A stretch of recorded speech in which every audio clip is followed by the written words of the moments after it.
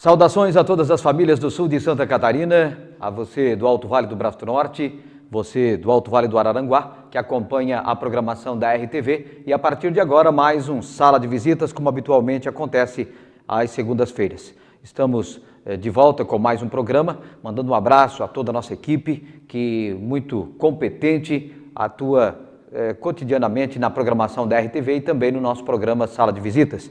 Nas câmeras, o Hugo Francione, a produção é do Henri Bete, a coordenação do Israel de Souza e a direção é do Redivo. O nosso Sala de Visita de hoje recebe, para a nossa alegria, para um bate-papo descontraído, ele que tem uma história sensacional, uma história de vida, de dedicação, e está com a gente em mais esse programa, mais um programa que acontece com gente que é marca no sul de Santa Catarina. Estamos com o professor de Filosofia e Sociologia, o ex-padre Orildo de Biasi Haldi, e fala para a gente da sua vida, fala das suas andanças, ele que se mostrou em toda a vida, até na prática da atividade enquanto orador, um grande pregador, e está com a gente, ele que habitualmente também nos desfiles cívicos e muitos eventos de grande porte, Braço do Norte, faz o cerimonial, até por sua experiência na lida com o microfone e no seu recado para as pessoas, para aqueles que estão participando dos eventos, sempre para o público, né?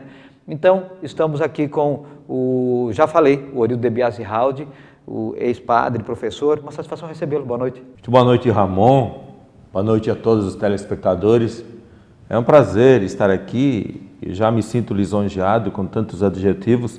Claro que eu não mereço tudo isso, mas é um prazer ouvir de ti estas qualidades que encontraste em mim. Estou aqui à tua disposição, à disposição do público, para batermos este papo camarada nesta noite. Pois é, já que nós estamos a fim de ouvir história, nos fala um pouquinho sobre a infância, a adolescência, como é que foi a vida, até a entrada na escola, a família, que a gente sabe que é uma família também tradicional.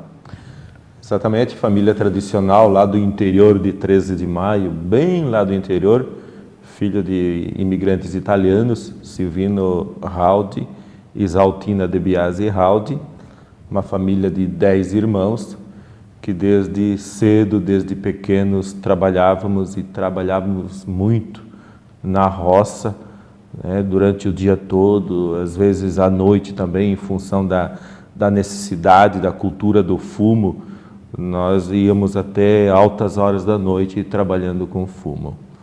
E entrei na escola praticamente com 7 anos de idade. Também depois eu fiz o ensino do ginásio, como era tratado na época, lá em 13 de Maio. Atualmente o ensino fundamental? Atualmente o ensino fundamental, exatamente.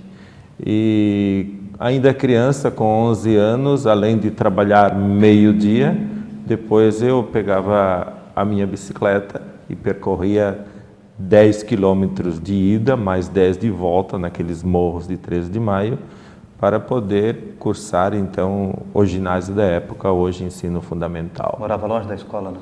Morava longe da escola, se passava muito trabalho. Eu e o meu irmão tivemos a sorte de podermos estudar um pouco mais, mas os outros meus irmãos não podiam ir, tanto os meus irmãos do sexo masculino, quanto as minhas irmãs, né? Não havia como sair de casa, porque era necessário que alguém ficasse em casa trabalhando. Dos irmãos, a maioria ficou por lá mesmo? A maioria ficou por lá. Quem saiu de casa foi eu, que depois fui estudar em Tubarão, depois fiz o outro curso de teologia em Florianópolis, até me ordenar sacerdote, e outro meu irmão também estava seguindo a mesma trilha, o mesmo caminho, até que ele desistiu de ser padre e hoje trabalha com educação lá em Florianópolis. Um outro irmão? É um irmão meu, outro irmão, que trabalha lá em Florianópolis. Foi seu sacerdote também? Ele não chegou a ser ordenado, não, mas chegou a cursar quase toda a teologia, e na véspera de ser ordenado ele decidiu desistir também da profissão. E você tem uma carinha de quem não gosta de serviços pesados. A saída de casa, a ida para o seminário foi muito mais para para tentar um aprofundamento nos estudos, como a maioria no passado era. Está certo que você já é de uma geração mais nova, né? As gerações mais novas, elas já, quando elas iam para o seminário, ou elas vão para o seminário, elas vão muito mais pela vocação mesmo. Eu, serviço pesado, fazia assim, e tenho as mãos calejadas ainda, e as mãos calejadas do tempo que pegava na enxada, pegava na foice, pegava no arado. Isso é uma marca que eu vou levar para sempre. E que é um exemplo importante na nossa vida. Sim. Para a gente que trabalhou na roça. O trabalho nunca me fez mal, muito pelo contrário. O trabalho para mim foi um suporte para adquirir uma personalidade ainda maior, para dar sequência à minha vida, à minha história. Eu tive sorte, Ramon, de ainda nos primeiros anos de aula, uma professora gostava muito de mim, me incentivava bastante. Eu tinha facilidade nos conhecimentos, naquilo que ela repassava para mim, eu assimilava com muita facilidade. E no dia da formatura, ela chamou o meu pai e minha mãe, e ela disse assim: vocês têm que fazer tudo para esse menino continuar estudando. Vocês não podem deixá-lo em casa, façam tudo para que ele continue estudando. Aí eu recebi, então, o incentivo dos meus pais e dos meus irmãos também, que entenderam a mensagem. Eu sempre tive, eu acho que foi a largada inicial daquela vez, foi muito importante para mim, este incentivo. E tinha facilidade de oratória sempre? Não. Não de oratória não, porque eu sempre fui e ainda sou bastante tímido, tá? Eu, na verdade, tenho muita dificuldade. Não tenho tanta facilidade. Mas quando estava... Aprendeu a dominar então, na verdade? Aprendi quando estava no seminário. Eu muitas vezes me posicionava de frente a um espelho e falava para mim mesmo, para tentar me entender também. E além disso eu gravava aquilo que eu falava, depois me ouvia e fui me autocorrigindo, fui trabalhando comigo mesmo. E depois em Florianópolis eu tive a participação de pessoas que me motivaram bastante, me jogaram na fogueira. Tu tens que te virar, tens que estar diante do público para cantar, para conversar, para fazer uma palestra, para proferir um sermão. Eu fui jogado na fogueira, eu tive que ir. Na verdade, eu queria ser padre mesmo e fui, eu tinha que estar preparado. Mas eu não nasci pronto, não. A entrada no seminário foi com que idade?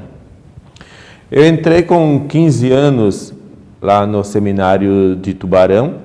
Depois, quando... Bem cedo mesmo. Bem cedo. Até porque naquele tempo a gente trabalhava na roça muito cedo também. Eu entrei no ensino médio, né? Eu fiz ensino médio no seminário de Tubarão. E depois cursei filosofia também na antiga FESC, hoje Universidade do Sul de Santa Catarina, Unisul, aqui em Tubarão. Depois fui para Florianópolis. Aí em Florianópolis é que Florianópolis cursei aprofundou os estudos e, na verdade, se houve a autoafirmação de que havia o propósito de ser padre mesmo. Sim, em Florianópolis, bom, desde Tubarão, eu durante a semana estudava. E aos fins de semana eu mantinha contato direto com comunidades, com catequese, com jovens, com celebrações. Eu nunca parei. E quando fui em Florianópolis, intensifiquei mais ainda.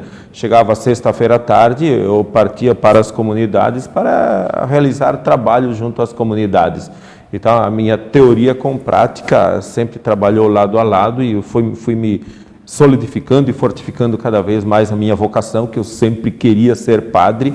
E fui, creio eu, que fui muito feliz. E se eu pudesse ser padre casado hoje, com certeza ainda seria. Pode gravar isto. Se o Papa me autorizasse a ser um sacerdote hoje com a família, eu diria sim no ato.